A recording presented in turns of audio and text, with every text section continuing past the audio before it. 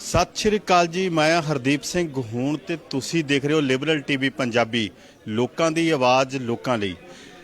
ਸਾਡੇ ਨਾਲ ਇਸ ਸਮੇਂ ਮੌਜੂਦ ਨੇ ਚੰਡੀਗੜ੍ਹ ਹਾਈ ਕੋਰਟ ਦੇ ਸੀਨੀਅਰ ਐਡਵੋਕੇਟ ਸਰਦਾਰ ਜੋਗਿੰਦਰ ਸਿੰਘ ਤੂਰ, ਜਿਹੜੇ ਕਿ ਕਿਸਾਨ ਮੋਰਚੇ ਦੇ ਵਿੱਚ ਲੀਗਲ ਸੇਵਾਵਾਂ ਵੀ ਦਿੰਦੇ ਨੇ ਤੇ ਸਮੇਂ-ਸਮੇਂ ਦੇ ਉੱਤੇ ਇਹਨਾਂ ਦੇ ਆਰਟੀਕਲ ਜਿਹੜੇ ਉਹ ਅਖਬਾਰਾਂ ਦੇ ਵਿੱਚ ਛਪਦੇ ਰਹਿੰਦੇ ਨੇ। ਹੁਣ ਇਹਨਾਂ ਨੇ ਸਰਕਾਰ ਦਾ ਜਿਹੜਾ ਇੱਕ ਬਹੁਤ ਵੱਡਾ ਸਵਾਲ ਹੈ ਵੀ ਸਾਨੂੰ ਦੱਸੋ ਖੇਤੀ ਕਾਨੂੰਨਾਂ ਦੇ ਵਿੱਚ ਕਾਲਾ ਕੀ ਹੈ।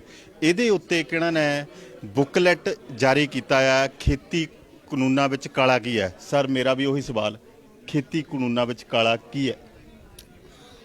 ਵੇਖੋ, ਇੱਕ ਤਿੰਨ ਕਾਨੂੰਨ ਨੇ, ਤਿੰਨੋਂ ਜਿਹੜੇ ਨੇ ਪਹਿਲੇ ਨੰਬਰ ਤੇ ਤਾਂ ਅਸੰਵਿਧਾਨਿਕ ਨੇ। ਜਿਹੜਾ ਸੰਵਿਧਾਨ ਹੈ ਸੈਂਟਰ ਗੌਰਮੈਂਟ ਨੂੰ ਇਹਦੀ ਆਗਿਆ ਨਹੀਂ ਦਿੰਦਾ ਇਹ ਕਾਨੂੰਨ ਬਣਾਉਣ ਦੀ। ਫਿਰ ਸਰਕਾਰ ਬਣਾ ਕਿੱਦਾਂ ਗਈ ਜੀ? ਇਹ ਵੀ ਸੋਚਣ ਦੀ ਗੱਲ ਹੈ। ਮੈਂ ਇਸ ਕਿਤਾਬ ਦੇ ਵਿੱਚ ਇਸ ਨੂੰ ਐਕਸਪਲੇਨ ਕਰਨ ਦੀ ਕੋਸ਼ਿਸ਼ ਕੀਤੀ ਹੈ ਵੀ ਸਰਕਾਰ ਬਣਾ ਕਿਵੇਂ ਗਈ। ਕਿਉਂਕਿ 1954 ਦੇ ਵਿੱਚ ਐਸੈਂਸ਼ੀਅਲ ਕਮੋਡਿਟੀ ਐਕਟ ਡਰਾਫਟ ਹੋਣਾ ਸ਼ੁਰੂ ਹੋਇਆ ਸੀ ਤੇ ਉਹਨੂੰ ਡਰਾਫਟ ਕਰਨ ਤੋਂ ਬਾਅਦ ਜਦੋਂ ਲਾਗੂ ਕਰਨਾ ਸੀ ਤਾਂ ਉਸ ਵੇਲੇ ਇਹ ਮਹਿਸੂਸ ਹੋਇਆ ਕਿ ਕੇਂਦਰ ਸਰਕਾਰ ਨੂੰ ਤਾਂ ਅਧਿਕਾਰ ਹੀ ਨਹੀਂ ਹੈਗਾ ਬਣਾਉਣ ਦਾ। ਜੇ ਸਰ ਕੇਂਦਰ ਸਰਕਾਰ ਨੂੰ ਬਣਾਉਣ ਦਾ ਅਧਿਕਾਰ ਨਹੀਂ, ਦੇਸ਼ ਦੇ ਵਿੱਚ ਕਾਨੂੰਨ ਹੈ, ਸੰਵਿਧਾਨ ਹੈ, ਫਿਰ ਕੋਰਟਾਂ ਨੇ ਕਿਉਂ ਨਹੀਂ ਐਕਸ਼ਨ? ਸੁਣੋ ਨਾ, ਜਦੋਂ ਉਹਨਾਂ ਨੇ ਇਹ ਸੋਚਿਆ ਵੀ ਸਰਕਾਰ ਨੂੰ ਅਧਿਕਾਰ ਹੀ ਨਹੀਂ ਤਾਂ ਫਿਰ ਕਨਸਟੀਟਿਊਸ਼ਨ ਦੀ 3rd ਅਮੈਂਡਮੈਂਟ ਤੀਜੀ ਸੋਧ ਲਿਆਂਦੀ ਗਈ। ਉਸ ਸੋਧ ਵਿੱਚ ਜਿਹੜੀ ਕੰਕਰੈਂਟ ਲਿਸਟ ਹੈ ਉਹਦੇ ਵਿੱਚ ਇੱਕ ਐਂਟਰੀ ਪਾਈ ਗਈ 33, ਨਵੀਂ ਐਂਟਰੀ ਪਾਈ ਗਈ ਤੇ ਐਂਟਰੀ ਵਿੱਚ ਇਹ ਕਿਹਾ ਗਿਆ ਕਿ ਜਿਹੜਾ ਟ੍ਰੇਡ ਐਂਡ ਕਮਰਸ ਹੈ ਇਨ ਫੂਡ ਸਟਫਸ, ਉਹ ਸੈਂਟਰ ਗੌਰਮੈਂਟ ਨੂੰ ਉਹਦੇ ਬਾਰੇ ਕਾਨੂੰਨ ਬਣਾਉਣ ਦਾ ਅਧਿਕਾਰ ਹੋਏਗਾ। ਜਦੋਂ ਅਮੈਂਡਮੈਂਟ ਜਿਹੜੀ ਹੁੰਦੀ ਹੈ, ਕਨਸਟੀਟਿਊਸ਼ਨ ਦੀ ਅਮੈਂਡਮੈਂਟ ਹੁੰਦੀ ਹੈ, ਉਹਦੀ ਰਿਕੁਆਇਰਮੈਂਟ ਇਹ ਹੈ ਵੀ ਜੇ ਸੈਂਟਰ ਗੌਰਮੈਂਟ ਪਾਰਲੀਮੈਂਟ ਉਹਨੂੰ ਪਾਸ ਕਰ ਦੇਵੇ ਤਾਂ ਫਿਰ ਉਹਨੂੰ ਜਿਹੜੀਆਂ ਸਟੇਟਸ ਨੇ, ਜਿਹੜੀ ਰਾਜ ਸਰਕਾਰਾਂ ਨੇ, ਲੈਜਿਸਲੇਟਿਵ ਅਸੈਂਬਲੀਆਂ ਨੇ, ਦੇਸ਼ ਦੀਆਂ ਅੱਧੇ ਤੋਂ ਵੱਧ ਅਸੈਂਬਲੀਆਂ ਨੂੰ ਪ੍ਰੋੜਤਾ ਕਰਨ ਤਾਂ ਉਹ ਕਾਨੂੰਨ ਬਣਦਾ। ਫਿਰ ਇਹਨਾਂ ਨੇ ਸਾਰੀਆਂ ਸਟੇਟਾਂ ਤੋਂ ਉਦੋਂ ਪ੍ਰਵਾਨਗੀ ਲਈ ਤੇ ਇਹਦੇ 'ਚ ਐਂਟਰੀ 33 ਪਾਈ ਗਈ ਤੀਜੀ ਕੰਕਰੈਂਟ ਲਿਸਟ ਦੇ ਵਿੱਚ, ਜਿਹਦੇ ਵਿੱਚ ਟ੍ਰੇਡ ਐਂਡ ਕਮਰਸ ਪਾਇਆ ਗਿਆ ਤੇ ਉਸ ਦੇ ਅੰਡਰ ਉਹ ਕਹਿੰਦੇ ਨੇ, ਸੈਂਟਰ ਗੌਰਮੈਂਟ ਇਹ ਕਹਿੰਦੀ ਹੈ ਵੀ ਅਸੀਂ ਇਸ ਐਂਟਰੀ ਦੇ ਅੰਡਰ ਜਿਹੜੀ ਹੁਣ 3rd ਕਨਸਟੀਟਿਊਸ਼ਨ ਦੀ 3rd ਅਮੈਂਡਮੈਂਟ ਕਰਕੇ ਪਾਈ ਸੀਗੀ ਵੀ ਉਹਦੇ ਅੰਡਰ ਅਸੀਂ ਇਹ ਕਾਨੂੰਨ ਬਣਾ ਰਹੇ ਹਾਂ। ਤੇ ਕਿਸਾਨਾਂ ਦਾ ਉਹਦੇ 'ਚ ਇਤਰਾਜ਼ ਇਹ ਹੈ ਕਿ ਉਹ ਵੀ ਤੁਹਾਨੂੰ ਅਲਾਓ ਨਹੀਂ ਕਰਦੀ ਕਿਉਂਕਿ ਜਿਹੜੀ ਐਂਟਰੀ ਆਪਣੀ 14 ਜਿਹੜੀ ਸਟੇਟ ਲਿਸਟ ਹੈ ਉਹਦੇ ਜਿਹੜੀ 14 ਨੰਬਰ ਐਂਟਰੀ ਹੈ ਉਹਦੇ ਵਿੱਚ ਖੇਤੀ ਜਿਹੜੀ ਹੈ ਉਹ ਆਪਣਾ ਸਟੇਟ ਦਾ ਵਿਸ਼ਾ ਹੈ ਤੇ ਜੇਕਰ ਸਟੇਟ ਦਾ ਵਿਸ਼ਾ ਹੈ ਤਾਂ ਫਿਰ ਸੈਂਟਰ ਸਰਕਾਰ ਨੂੰ ਅਧਿਕਾਰ ਨਹੀਂ ਹੈ। ਪਰ ਕਨਸਟੀਟਿਊਸ਼ਨ ਦੀ ਇੱਕ ਧਾਰਾ ਜਿਹੜੀ ਹੈ ਉਹ 254 ਹੈ। 254 ਇਹ ਗੱਲ ਕਹਿੰਦੀ ਹੈ ਕਿ ਜੇਕਰ ਸੈਂਟਰ ਗੌਰਮੈਂਟ ਵੀ ਨੂੰ ਅਧਿਕਾਰ ਹੈ ਤੇ ਸਟੇਟ ਗੌਰਮੈਂਟ ਨੂੰ ਵੀ ਅਧਿਕਾਰ ਹੈ ਕੋਈ ਕਾਨੂੰਨ ਬਣਾਉਣ ਦਾ। ਜਿਵੇਂ ਇਸ ਸਿਚੁਏਸ਼ਨ ਦੇ ਵਿੱਚ ਇਹ ਹੈ ਵੀ ਸੈਂਟਰ ਗੌਰਮੈਂਟ ਕਹਿੰਦੀ ਹੈ ਕਿ ਸਾਨੂੰ ਐਂਟਰੀ 33 ਦੇ ਵਿੱਚ ਅਧਿਕਾਰ ਹੈ ਤੇ ਸਟੇਟ ਕਹਿੰਦੀ ਹੈ ਵੀ ਸਟੇਟ ਲਿਸਟ ਦੀ ਐਂਟਰੀ 14 ਵਿੱਚ ਸਾਨੂੰ ਅਧਿਕਾਰ ਹੈ। ਤੇ ਜਦੋਂ ਇਹਨੂੰ ਰਿਪਗਨੈਂਸੀ ਸੱਦਦੇ ਨੇ ਵੀ ਜਦੋਂ ਟਕਰਾਅ ਹੋ ਜਾਂਦਾ ਨੇ, ਕਾਨੂੰਨ ਦਾ ਟਕਰਾਅ ਹੋ ਜਾਂਦਾ ਤਾਂ ਫਿਰ ਕਨਸਟੀਟਿਊਸ਼ਨ ਨੂੰ ਉਹ ਕਿਵੇਂ ਹੱਲ ਕਰਦਾ ਉਸ ਨੂੰ। ਤਾਂ ਫਿਰ ਕਨਸਟੀਟਿਊਸ਼ਨ ਦੇ ਵਿੱਚ ਪ੍ਰੋਵੀਜ਼ਨ ਇਹ ਹੈ ਕਿ ਜੇਕਰ ਸੈਂਟਰ ਸਰਕਾਰ ਬਣਾ ਦਿੰਦੀ ਹੈ ਇਸ ਕਾਨੂੰਨ ਤਾਂ ਉਹ ਸਾਰਿਆਂ 'ਤੇ ਲਾਗੂ ਹੋਏਗਾ, ਸਾਰੀਆਂ ਸਟੇਟਾਂ 'ਤੇ ਵੀ ਲਾਗੂ ਹੋਏਗਾ। ਫਿਰ ਸਟੇਟ ਸਰਕਾਰ ਦਾ ਕਾਨੂੰਨ ਨਹੀਂ ਚੱਲੇਗਾ। ਲੇਕਿਨ ਜੇਕਰ ਸਟੇਟ ਗੌਰਮੈਂਟ ਵੀ ਕਾਨੂੰਨ ਬਣਾ ਦਿੰਦੀ ਹੈ ਔਰ ਸਟੇਟ ਗੌਰਮੈਂਟ ਕਾਨੂੰਨ ਬਣਾਉਣ ਤੋਂ ਬਾਅਦ ਉਸ ਦੀ ਜਿਹੜੀ ਅਪਰੂਵਲ ਹੈ ਉਹ ਗਵਰਨਰ ਦੀ ਬਜਾਏ ਪ੍ਰੈਜ਼ੀਡੈਂਟ ਤੋਂ ਲੈ ਲੈਂਦੀ ਹੈ ਤਾਂ ਫਿਰ ਸਟੇਟ ਦਾ ਜਿਹੜਾ ਕਾਨੂੰਨ ਉਹ ਲਾਗੂ ਹੁੰਦਾ, ਸੈਂਟਰ ਦਾ ਲਾਗੂ ਨਹੀਂ ਹੁੰਦਾ। ਜਿਹੜੀ ਪੰਜਾਬ ਅਸੈਂਬਲੀ ਨੇ ਕੋਸ਼ਿਸ਼ ਕੀਤੀ ਉਹ ਇਹੀ ਕੋਸ਼ਿਸ਼ ਕੀਤੀ ਆ, ਜਿਹੜੀ ਪਿੱਛੇ ਸੈਸ਼ਨ ਹੋਇਆ ਸੀਗਾ ਕਿ ਪੰਜਾਬ ਸਰਕਾਰ ਨੇ ਕਾਨੂੰਨ ਬਣਾਇਆ, ਕਾਨੂੰਨ ਬਣਾ ਕੇ ਗਵਰਨਰ ਨੂੰ ਦਿੱਤਾ ਵੀ ਤੁਸੀਂ ਇਹ ਪ੍ਰਵਾਨਗੀ ਵਾਸਤੇ ਉਹਨੂੰ ਭੇਜ ਦਿਓ, ਪ੍ਰੈਜ਼ੀਡੈਂਟ ਨੂੰ ਭੇਜ ਦਿਓ। ਪਰ ਉਹ ਗਵਰਨਰ ਨੇ ਹੁਣ ਤੱਕ ਪ੍ਰੈਜ਼ੀਡੈਂਟ ਨੂੰ ਨਹੀਂ ਭੇਜਿਆ। ਜੇਕਰ ਪ੍ਰੈਜ਼ੀਡੈਂਟ ਤੋਂ ਨੂੰ ਭੇਜਿਆ ਜਾਂਦਾ ਔਰ ਪ੍ਰੈਜ਼ੀਡੈਂਟ ਮਨਜ਼ੂਰੀ ਦੇ ਦਿੰਦਾ ਤਾਂ ਫਿਰ ਜਿਹੜਾ ਸੈਂਟਰ ਦਾ ਕਾਨੂੰਨ ਲਾਗੂ ਨਹੀਂ ਹੋਣਾ ਸੀਗਾ, ਸਟੇਟ ਦਾ ਲਾਗੂ ਹੋਣਾ ਸੀ। ਇਹ ਤਾਂ ਹੋਈ ਵੀ ਗੈਰ ਕਾਨੂੰਨੀ ਤੌਰ ਤੇ ਉਹ ਕਰਦੇ ਪਏ ਨੇ। ਫਿਰ ਉਹ ਕਿਸ ਤਰ੍ਹਾਂ ਇਹ ਪਾਸ ਕਿਸ ਤਰ੍ਹਾਂ ਕਰ ਲਿਆ? ਹੁਣ ਅਪਲਾਈ ਕਰਨੇ ਦੀ ਜਿੱਦ ਕਿਉਂ ਕਰਦੇ ਪਏ ਨੇ? ਇਹ ਇਸ ਤਰ੍ਹਾਂ ਸਰਕਾਰ ਕਿਉਂ ਕਰਦੀ ਪਈ ਹੈ ਜੀ?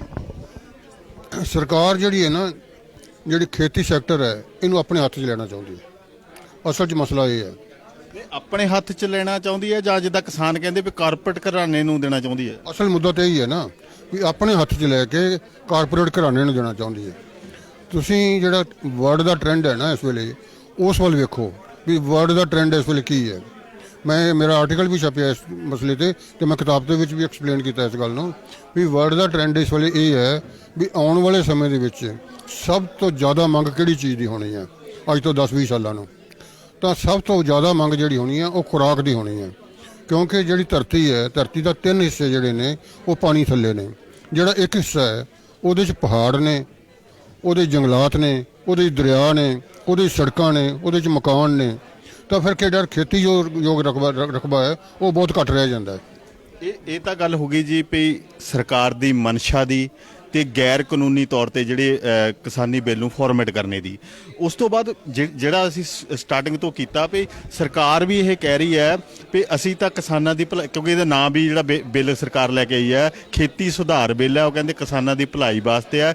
ਪਰ ਜਿੱਦਾਂ ਤੁਸੀਂ ਸਵਾਲ ਕ੍ਰੀਏਟ ਕੀਤਾ ਵੀ ਖੇਤੀ ਕਾਨੂੰਨਾਂ 'ਚ ਕਾਲਾ ਕੀ ਹੈ, ਇਹ ਅਸੀਂ ਵੀ ਚਾਹੁੰਦੇ ਹਾਂ ਵੀ ਕਲੀਅਰ ਕਰੋ ਸੀ ਅਸਲ 'ਚ ਸਿੱਧੇ ਜਿਹੇ ਲਫ਼ਜ਼ਾਂ ਦੇ ਵਿੱਚ ਕਾਲਾ ਹੈ ਕੀ ਹੈ ਜੀ? ਪਹਿਲਾਂ ਮੈਂ ਦੂਜੀ ਗੱਲ ਪਹਿਲਾਂ ਕੰਪਲੀਟ ਕਰ ਦਿਆਂ ਜਿਹੜੀ ਮੈਂ ਕਰ ਰਿਹਾ ਸੀਗਾ। ਉਹ ਇਹ ਹੈ ਕਿ ਜਿਹੜਾ ਕਾਰਪੋਰੇਟ ਸੈਕਟਰ ਹੈ ਉਹਨੇ ਇਹ ਸਮਝ ਲਿਆ ਵੀ ਆਉਣ ਵਾਲੇ ਸਮੇਂ ਦੇ ਵਿੱਚ ਸਭ ਤੋਂ ਜ਼ਿਆਦਾ ਮੰਗ ਖੁਰਾਕ ਦੀ ਹੋਣੀ ਹੈ, ਔਰ ਜਿਹਦਾ ਖੁਰਾਕ ਤੇ ਕਬਜ਼ਾ ਹੋਏਗਾ ਉਹੀ ਦੁਨੀਆ ਤੇ ਰਾਜ ਕਰੇਗਾ।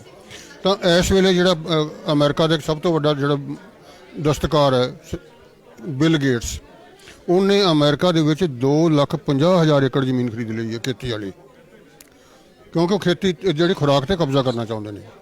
ਇਸੇ ਪਾਸੇ ਨੂੰ ਸਾਡੀ ਸਰਕਾਰ ਚੱਲੀ ਹੋਈ ਹੈ ਵੀ ਜਿਹੜੇ ਆਪਣੇ ਵਪਾਰੀ ਵੱਡੇ ਵਪਾਰੀ ਨੇ ਉਹ ਚੱਲੇ ਹੋਏ ਨੇ ਵੀ ਖੇਤੀ ਤੇ ਸਾਡਾ ਕਬਜ਼ਾ ਹੋ ਜਾਣਾ ਚਾਹੀਦਾ, ਔਰ ਸਰਕਾਰ ਉਹਨਾਂ ਦੀ ਮਦਦ ਕਰਨਾ ਚਾਹੁੰਦੀ ਹੈ। ਤੇ ਸਰਕਾਰ ਉਹਨਾਂ ਦੀ ਮਦਦ ਜਿਹੜੇ ਗਲਤ ਕਾਨੂੰਨ ਬਣਾ ਕੇ ਕਰ ਰਹੀ ਹੈ, ਜਿਹੜੇ ਕਾਨੂੰਨ ਉਹਨਾਂ ਨੂੰ ਬਣਾਉਣ ਦਾ ਅਧਿਕਾਰ ਨਹੀਂ ਹੈ। ਫਿਰ ਉਹਦੇ ਵਿੱਚ ਜਿਹੜੇ ਰਾਈਟਸ ਦਿੱਤੇ ਨੇ, ਜਿਹੜੇ ਕਾਨੂੰਨ ਬਣਾਏ ਨੇ, ਉਹਦੀ ਕਾਲਾ ਕੀ ਹੈ। ਪਹਿਲੇ ਨੰਬਰ 'ਤੇ ਜਿਹੜਾ ਹੈ ਐਸੈਂਸ਼ੀਅਲ ਕਮੋਡਿਟੀ, ਜ਼ਰੂਰੀ ਵਸਤਾਂ ਬਾਰੇ ਕਾਨੂੰਨ ਜਿਹੜਾ ਉਹ ਕਾਨੂੰਨ ਹੈ, ਉਹਦੇ ਵਿੱਚ ਇਹ ਸੀਗਾ ਵੀ ਸਰਕਾਰ ਕੰਟਰੋਲ ਕਰੇਗੀ ਵੀ ਤੁਸੀਂ ਕੋਈ ਇਸ ਤੋਂ ਵੱਧ ਸਟਾਕ ਨਹੀਂ ਕਰ ਸਕਦੇ, ਤੁਸੀਂ ਇਸ ਤੋਂ ਵੱਧ ਕੀਮਤ ਨਹੀਂ ਲੈ ਸਕਦੇ, ਤੁਸੀਂ ਜਿਹੜਾ ਇਸ ਨੂੰ ਇਸ ਤਰੀਕੇ ਨਾਲ ਦੀ ਵੰਡ ਪ੍ਰਣਾਲੀ ਬਣਾਈ ਜਾਏਗੀ, ਇਸ ਤਰੀਕੇ ਨਾਲ ਪ੍ਰੋਡਕਸ਼ਨ ਹੋਏਗੀ। ਸਰਕਾਰ ਉਹ ਹਦਾਇਤਾਂ ਦੇ ਸਕਦੀ ਸੀਗੀ ਲੋਕਾਂ ਨੂੰ। ਉਹ ਕਾਨੂੰਨ ਇਹਨਾਂ ਨੇ ਵਾਪਸ ਲੈ ਲਿਆ, ਉਹਨਾਂ ਉਹਦੇ 'ਚ ਕਰ ਦਿੱਤਾ ਵੀ ਅਸੀਂ ਇਹ ਜਿਹੜੀ ਹੈ ਆਪਣੇ ਰਾਈਟ ਖਤਮ ਕਰਦੇ ਹਾਂ, ਅਸੀਂ ਤੁਹਾਡੇ 'ਤੇ ਕੋਈ ਕੰਟਰੋਲ ਨਹੀਂ ਹੋਏਗਾ।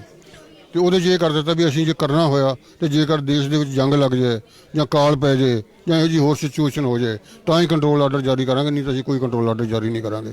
ਪਹਿਲੀ ਤਾਂ ਗੱਲ ਇਹ ਹੈ ਵੀ ਜਿਹੜਾ ਇਹ ਸੀਗਾ ਕਾਨੂੰਨ ਖਤਮ ਕਰਨਾ, ਇਹ ਸਭ ਤੋਂ ਮਾੜੀ ਗੱਲ ਹੈ। ਇਹਦੇ ਨਾਲ ਅਸਰ ਕਿਹਦੇ 'ਤੇ ਪੈਣਾ? ਇਹਦੇ ਨਾਲ ਅਸਰ ਪੈਣਾ ਉਪਭੋਗਤਾ 'ਤੇ, ਜਿਹੜਾ ਜਿਨ ਮੁੱਲ ਲੈ ਕੇ ਖਾਣਾ ਹੈ। ਸੋ ਸਾਰੇ ਦੇ ਗਰੀਬ ਵੀ ਮਾਰੇ ਜਾਣਗੇ, ਕਿਸਾਨ ਵੀ ਮਾਰੇ ਜਾਣਗੇ, ਜਿਹੜਾ ਗਰੀਬ ਜਿਹੜਾ ਆਪਣਾ ਮਿਡਲ ਕਲਾਸ ਹੈ ਉਹ ਵੀ ਖਤ ਮਾਰੀ ਜਾਏਗੀ। ਇਹ ਸਭ 'ਤੇ ਅਸਰ ਪੈਣਾ ਇਸ ਗੱਲ ਦਾ। ਜਿਹੜਾ ਦੂਜਾ ਕਾਨੂੰਨ ਹੈ ਵਣਜ ਵਪਾਰ ਬਾਰੇ, ਉਸ ਦੇ ਵਿੱਚ ਜਿਹੜਾ ਹੈ ਜਿਹੜੀ ਪ੍ਰੈਜ਼ੈਂਟ ਮੰਡੀ ਸਿਸਟਮ ਹੈ ਉਹ ਖਤਮ ਕਰ ਦਿੱਤੀ ਹੈ ਉਹਨਾਂ ਨੇ। ਉਹਦੇ ਵਿੱਚ ਇੱਕ ਟ੍ਰੇਡ ਏਰੀਆ ਡਿਫਾਈਨ ਕੀਤਾ। ਉਹ ਟ੍ਰੇਡ ਏਰੀਆ ਦੇ ਵਿੱਚ ਜਿਹੜਾ ਉਹਨਾਂ ਨੇ ਸਪੈਸੀਫਿਕਲੀ ਲਿਖਤਾ ਜਿਹੜੀ ਮੌਜੂਦਾ ਮੰਡੀਆਂ ਨੇ ਉਹ ਸ਼ਾਮਲ ਨਹੀਂ ਹੋਣਗੀਆਂ। ਜੇਕਰ ਮੌਜੂਦਾ ਮੰਡੀਆਂ ਸ਼ਾਮਲ ਨਹੀਂ ਹੁੰਦੀਆਂ ਤਾਂ ਉਹਦੇ ਵਿੱਚ ਕਿਸਾਨ ਫਸਲ ਅੱਜ ਕੱਲ੍ਹ ਦਾ ਕੰਬਾਈਨ ਲੱਗੀ ਹੋਈ ਆ, ਢੇਰੀ ਜਿਹੜੀ ਫਸਲ ਨਾਲ ਦੀ ਨਾਲ ਟਰਾਲੀ 'ਚ ਪੈ ਰਹੀ ਹੈ, ਤਾਂ ਕਿਸਾਨ ਉਹਨੂੰ ਕਿੱਥੇ ਲੈ ਕੇ ਜਾਏਗਾ? ਜੇ ਤੁਸੀਂ ਮੰਡੀ ਖਤਮ ਕਰ ਦਿੱਤੀ ਤਾਂ ਉਹਦੇ ਕੋਲ ਤਾਂ ਘਰ ਦਾ ਥਾਂ ਹੈ ਨਹੀਂ ਜਿੱਥੇ ਉਹ ਰੱਖ ਲਵੇ। ਟਰਾਲੀ ਉਹਨੇ ਕਿਰਾਏ 'ਤੇ ਲਿਆਂਦੀ, ਕੰਬਾਈਨ ਉਹਨੇ ਕਿਰਾਏ 'ਤੇ ਕੀਤੀ ਹੈ, ਉਹਨੇ ਤਾਂ ਖਾਲੀ ਕਰਨੀ ਹੈ। ਉਹਦੇ ਕੋਲ ਮੰਡੀ ਇੱਕ ਥਾਂ ਹੈ, ਮੰਡੀ ਜਾ ਕੇ ਢੇਰੀ ਕਰੇਗਾ। ਉਹ ਮੰਡੀ ਤੁਸੀਂ ਖਤਮ ਕਰ ਦਿੱਤੀ, ਕਿਸਾਨ ਕਿੱਥੇ ਲੈ ਕੇ ਜਾਏਗਾ? ਸੋ ਇਹੋ ਜਿਹੀਆਂ ਗੱਲਾਂ ਬਹੁਤ ਸਾਰੀਆਂ ਨੇ ਜਿਹੜੀਆਂ ਕਿਸ ਕਾਨੂੰਨ ਦੇ ਵਿੱਚ ਜਿਹੜੀਆਂ ਕਿਸਾਨਾਂ ਦੇ ਖਿਲਾਫ ਜਾਂਦੀਆਂ ਨੇ। ਇਹ ਸਨ ਸਾਡੇ ਨਾਲ ਸੀਨੀਅਰ ਐਡਵੋਕੇਟ ਸਰਦਾਰ ਜੋਗਿੰਦਰ ਸਿੰਘ ਜੀ ਤੂਰ, ਜਿਨ੍ਹਾਂ ਨੇ ਵਿਸਤਾਰਪੂਰਵਕ ਦੱਸਿਆ ਵੀ ਕਿਸ ਤਰ੍ਹਾਂ ਇਹ ਕਾਨੂੰਨਾਂ ਦੇ ਵਿੱਚ ਕਾਲਾ ਕੀ ਹੈ। ਬੇਸ਼ੱਕ ਸਰਕਾਰ ਕਹਿ ਰਹੀ ਹੈ ਖੇਤੀ ਸੁਧਾਰ ਬਿੱਲ ਨੇ, ਪਰ ਇਹਨਾਂ ਦਾ ਤਾਂ ਕਹਿਣਾ ਇਹ ਹੈ ਪਹਿਲੀ ਤੌਰ 'ਤੇ ਸੰਵਿਧਾਨਕ ਤੌਰ 'ਤੇ, ਦੂਸਰਾ ਕਾਨੂੰਨੀ ਤੌਰ 'ਤੇ ਜਿਹੜਾ ਸਰਕਾਰ ਨੂੰ ਇਹ ਅਧਿਕਾਰ ਹੀ ਨਹੀਂ ਸੀਗਾ ਕਾਨੂੰਨ ਬਣਾਉਣ ਦਾ, ਪਰ ਸਰਕਾਰ ਨੇ ਸੰਵਿਧਾਨ ਨਾਲ ਕਾਨੂੰਨ ਨਾਲ ਛੇੜਛਾੜ ਕਰਕੇ ਧੱਕੇ ਨਾਲ ਕਿਸਾਨਾਂ ਦੇ ਉੱਤੇ ਥੋਪਣ ਦੀ ਕੋਸ਼ਿਸ਼ ਕੀਤੀ ਹੈ। ਕਾਲਾ ਇਹਨਾਂ ਨੇ ਦੱਸਿਆ ਵੀ ਇਹਦੇ ਨਾਲ ਕਾਰਪੋਰੇਟ ਘਰਾਣੇ ਨੂੰ ਕਾਲਾ ਬਾਜ਼ਾਰੀ ਕਰਨੇ ਦੀ ਜਿਹੜੀ ਖੁੱਲ੍ਹ ਦਿੱਤੀ ਜਾ ਰਹੀ ਹੈ। ਤੇ ਇਹ ਕੱਲੀ ਬੜੇ ਵਿਸਤਾਰਪੂਰਵਕ ਸਰਦਾਰ ਜੋਗਿੰਦਰ ਸਿੰਘ ਤੂਰ ਹੋਣਾ ਨੇ ਸਾਨੂੰ ਸਮਝਾਇਆ ਤੇ ਇਹਦੇ ਵਿੱਚ ਕਾਲਾ ਕੀ ਹੈ। ਤੇ ਇਸ ਤਰ੍ਹਾਂ ਹੋਰ ਵੀ ਇਹਨਾਂ ਨੇ ਕੱਲੀ ਦੱਸੀ ਵੀ ਕਿਸ ਤਰ੍ਹਾਂ ਇਹਨਾਂ ਨੇ ਕਾਨੂੰਨ ਦੇ ਨਾਲ ਛੇੜਛਾੜ ਕਰਕੇ ਤੇ ਅੱਗੇ ਕੀ ਮਨਸ਼ਾ ਕੀ ਹੈ ਸਰਕਾਰ ਦੀ, ਉਹਦੇ ਬਾਰੇ ਵੀ ਵਿਸਤਾਰਪੂਰਵਕ ਦੱਸਿਆ। ਤੇ ਇਹਨਾਂ ਦੀ ਇਹ ਜਿਹੜੀ ਕਿਤਾਬ ਇੱਕ ਕਿਤਾਬਚਾ ਵੀ ਛਾਪ ਰਹੇ ਆ, ਤੁਸੀਂ ਇਹ ਵੀ ਲੈ ਕੇ ਵਿਸਤਾਰਪੂਰ ਪੜ੍ਹਨਾ ਚਾਹੁੰਦੇ ਆ ਤਾਂ ਪੜ੍ਹ ਸਕਦੇ ਆ, ਖੇਤੀ ਕਾਨੂੰਨਾਂ ਵਿੱਚ ਕਾਲਾ ਕੀ ਹੈ। ਤੇ ਇਹ ਇਸ ਤਰ੍ਹਾਂ ਇਹਨਾਂ ਨੇ ਪੂਰੀ ਜਾਣਕਾਰੀ ਦਿੱਤੀ ਹੈ ਤੇ ਤੁਸੀਂ ਹੋਰ ਵੀ ਜਾਣਕਾਰੀ ਲੈ ਸਕਦੇ ਆ। ਹੋਰ ਬਹੁਤ ਸਾਰੀਆਂ ਜਾਣਕਾਰੀਆਂ ਲਈ ਸਾਡੇ ਨਾਲ ਤੁਸੀਂ ਜੁੜੇ ਰਹੋ, ਦੇਖਦੇ ਰਹੋ ਲਿਬਰਲ ਟੀਵੀ ਪੰਜਾਬੀ, ਲੋਕਾਂ ਦੀ ਆਵਾਜ਼ ਲੋਕਾਂ ਲਈ।